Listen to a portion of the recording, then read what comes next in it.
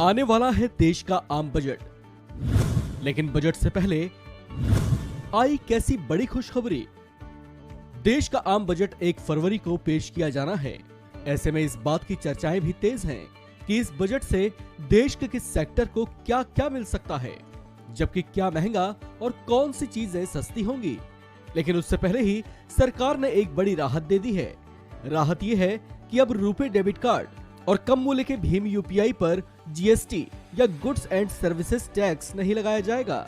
सरकार ने रुपे कार्ड और भीम यूपीआई ट्रांजैक्शंस को बढ़ावा देने के लिए बैंकों को दिए जाने वाले प्रोत्साहन पर टैक्स छूट देने का फैसला किया है।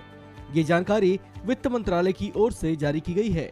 दरअसल रुपे डेबिट कार्ड और कम कीमत के भीम यूपीआई लेन देन को बढ़ावा देने के लिए सरकार अब बैंकों को दिए जाने वाले प्रोत्साहन पर जीएसटी नहीं लगाएगी। इसका सीधा फायदा उपभोक्ताओं को होगा। आपको बता दें कि कुछ दिन पहले ही केंद्रीय मंत्रिमंडल ने चालू वित्त वर्ष में रुपे डेबिट कार्ड और कम कीमत के भीम यूपीआई के जरिए लेन देन को बढ़ावा देने के लिए बैंकों के लिए 2600 करोड़ रुपए की इन्वेस्टमेंट स्कीम को मंजूरी दी थी।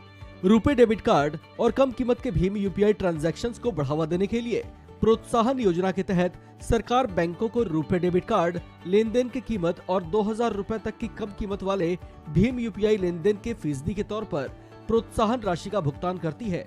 भुगतान और निपटान प्रणाली अधिनियम 2007 बैंकों और प्रणाली मतदाताओं को रुपे डेबिट कार्ड या भीम के जरिए भुगतान लेने या किसी को भुगतान करने पर शुल्क लेने से रोकता है।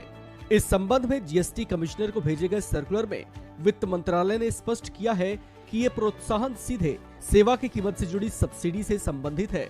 यह केंद्रीय जीएसटी कानून 2017 के प्रावधानों के तहत लेन देन के टैक्स योग्य कीमत का हिस्सा नहीं है।